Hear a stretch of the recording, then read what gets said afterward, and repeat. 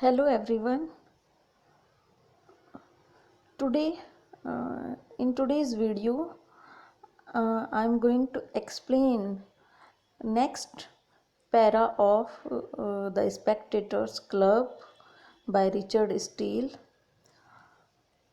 The gentleman next in esteem and authority among us is another bachelor who is a member of the inner temple. Next जो gentleman है spectator club का वो है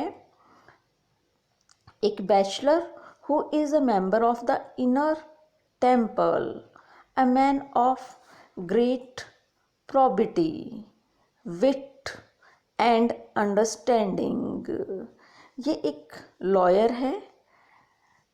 a man of great probity, बहुत ही ईमानदार है। विट, बहुत ही बुद्धिमान है। एंड अंडरस्टैंडिंग, बहुत ही समझदार है। But he has chosen his place of residence rather to obey the directions of an old humorsome father than in pursuit of his own inclinations। लेकिन इस नेक्स्ट जेंटलमैन ने अपना जो प्रोफेशन है वो चुना है, अपनी रेजिडेंस कहाँ है इसका? इनर टेम्पल, जहाँ पे लॉयर्स रहते हैं उस जगह को इनर टेम्पल बोलते हैं। तो ये इनर टेम्पल में रहता है, लेकिन इसने अपना रेजिडेंस अपनी इच्छा से नहीं चुना। इसने अपने फादर को ओबे किया है, जो कि ओल्ड ह्यूमरसम, एक बूढ़ा है और ह्यूमरसम है बिल्कुल। इसने अपने फादर की इंक्लाइनेशंस के अकॉर्डिंग अपने जो है रेजिडेंस को चुना है, मतलब अपने प्रोफेशन को चुना है। यानी ये लॉयर बनना नहीं चाहता था, लेकिन इसके फादर चाहते थे कि एक अच्छा लॉयर बने, इसीलिए इसे लॉ की स्टडी करने के लिए भेज दिया। He was placed there to study the laws of the land. उसे वहाँ पे भेजा गया ताकि किसकी स्टडी कर सके? वो laws of the land. And is the most learned of any of the house in those of the stage. और वो उसके फादर ने उसे भेजा क्योंकि उनके आसपास अड़ोसियों पड़ोसियों में भी कोई भी उसके जितना पढ़ा लिखा नहीं हो। वो इतना पढ़ लिख गया कि उसके आसपास कोई भी गांव में पढ़ा हुआ नहीं था उसके मुकाबले का। Aristotle and Longinus are much better understood by him than Littleton और कोक। लॉन्जाइनस और एरिस्टोटल दोनों ही लिटरेचर से रिलेटेड हैं। इन दोनों की बातें इस जेंटलमैन को, टेम्पलर को ज़्यादा समझ में आती थी बजाय कि लिटिलटन और कोक। लिटिलटन और कोक लॉ के विद्वान हैं, तो इनकी बातें उसे समझ में नहीं आती। किसकी बातें समझ में आती? एरिस्टोटल और लॉन्जाइनस की। मतलब उसका एरिया ऑफ इंटरेस्ट क्या है? Literature, art. लेकिन उसके फादर ने उसे किस में भेज दिया? लॉ की स्टडी करने के लिए, जिसमें वो बिल्कुल भी इंटरेस्टेड नहीं है। The father sends up every post questions relating to marriage articles।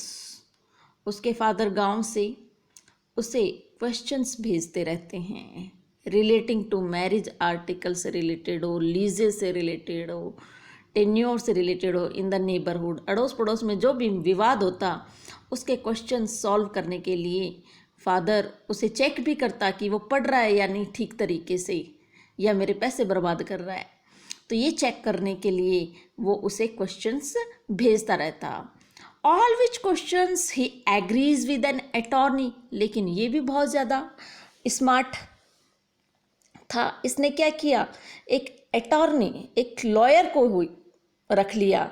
All which question he agrees with an attorney to answer. एक आदमी रख लिया उसने जो कि लॉ की फील्ड में बहुत ही अच्छा ज्ञाता था, जिसने इसके सारे सवालों के, जो फादर इसको भेजता था वो सारे सवालों के जवाब उसके बना करके भेज दिया करता था।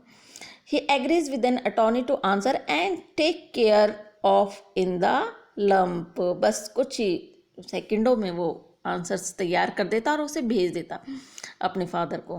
He is studying the patience themselves when he should be inquiring into the debates among men which arise from them. इसका इंटरेस्ट किस में था? पैशंस की स्टडी करने में.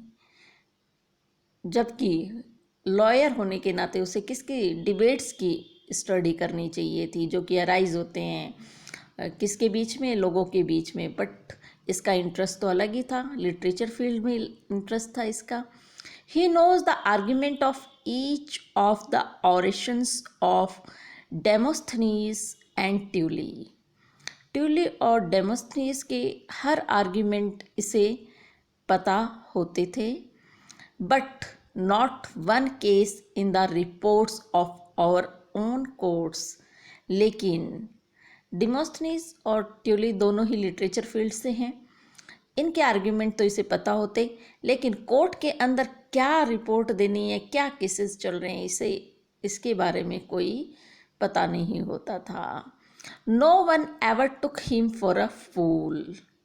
कोई भी व्यक्ति उसे मूर्ख नहीं समझता. But none except his intimate friends. Intimate मतलब घनिष्ठ मित्र. लेकिन उसके घनिष्ठ मित्रों के अलावा कोई नहीं जानता. He has a great deal of विट.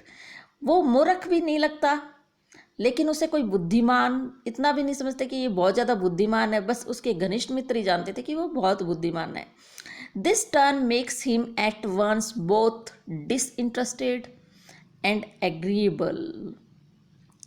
यह जो उसकी क्वालिटी है उसे बनाती है बोथ डिसइंटरेस्टेड. उसमें कोई रुचि भी नहीं लेते लोग इतनी ज़्यादा, और कई लोग उससे सहमत भी हो जाते हैं. दोनों ही बातें हैं. As few of his thoughts are drawn from business, they are most of them fit for conversation. उसके कई थॉट्स बहुत अच्छे हैं जो कि बिजनेस के लिए जो है कॉन्वर्सेशन के लिए फिट हैं. His taste for books is a little too just for the age he lives in. जिस एज में, जिस एरा में वो रह रहा है,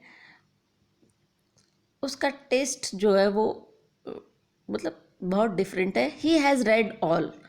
वो सारी चीज़ें पढ़ता है, सारी बुक्स पढ़ता है.